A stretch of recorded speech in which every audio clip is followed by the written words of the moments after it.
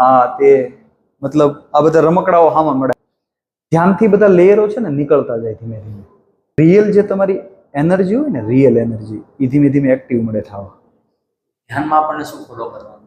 હા, ધ્યાનની અંદર તમારે છે ને, જો ધ્યાનની ઘણી બધી ક્રિયાઓ અલગ અલગ છે, બહુ બધા મેડિટેશનો છે, પણ કોઈ પણ મેડિટેશન તમે સ્ટાર્ટ કરો એ મેડિટેશન તમે કન્ટિન્યુ 2-3 વર્ષ કરી નાખો પહેલા તો, જેથી એની જે ઇફેક્ટ તમારા બોડીની અંદર તમારા અંદર જે થવાની છે ને એ થવા મળે.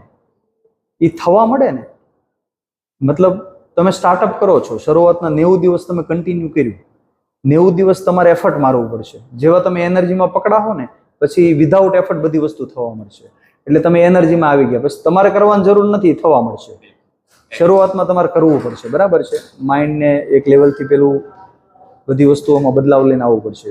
સેકન્ડ કે ધ્યાન છે ને, ધ્યાન લાસ્ટ સ્ટેપ, એ સ્ટેપ એવું છે કે તમારે કાંઈ નહીં કરવાનું, કાંઈ નહીં કરવાનું, એનું નામ ધ્યાન છે.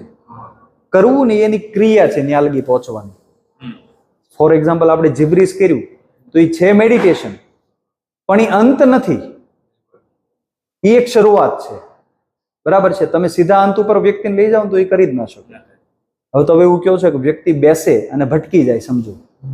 હવે પહેલી વાત તો એ કે કોઈ પણ વ્યક્તિ બેસે છે અને વિચાર આવે છે ને રોકવાનો પ્રયાસ કરે છે ને, તો એ પ્રયાસ થઈ ગયો એનો, એમાં કરતા થઈ ગયો વ્યક્તિ, બરાબર છે. તમારે કરતા નથી રહેવાનું ધ્યાનની અંદર, સમજો. તમે તમારે શું કરવાનું છે, જે વિચાર આવે છે ને જોવાનો છે, એને બંધ કરવાની કોશિશ નથી કરવાની. તમે બંધ કરવાની કોશિશ કરી તો એ તમારી કોશિશ લાગી ગઈ.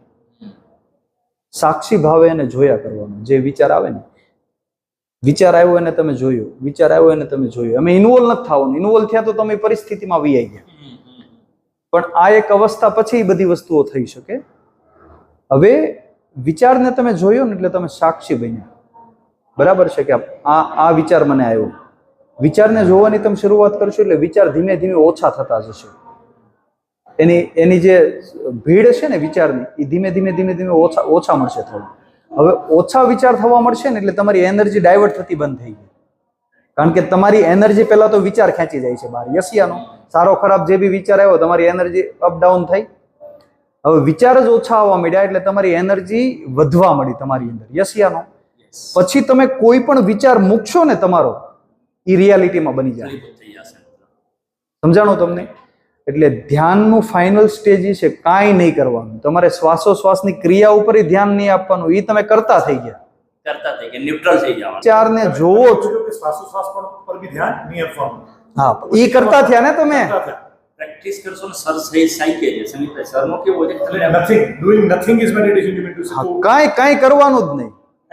તમારે સ્ટ્રેટ બેસવાની જરૂર નથી, ઢીલા બેસવાની જરૂર નથી. તમારી જેવી સ્થિતિ હોય એવી તમે આ સ્થિતિમાં કરી શકો. આંખ બંધ કરીને, આંખ બંધ કરીને, આંખ ખુલ્લી રાખીને ધ્યાન કરી શકો, પણ એક અવસ્થા પછી કરી શકો. અવસ્થામાં રહે, મતલબ કે મેડિટેશનની અવસ્થા જે કહે છે ને, જાગતી આંખ તમે મેડિટેશનની અવસ્થા, જે હું દીપકભાઈ હું જે શીખ્યો છું એ કહું છું, હું ઓલરેડી ફોલો કરું છું. મને થોડું જે તમે કીધું હતું મને હતું કે હું મળું ને પૂછી જાય જ્યારે મોકો મળશે ત્યારે.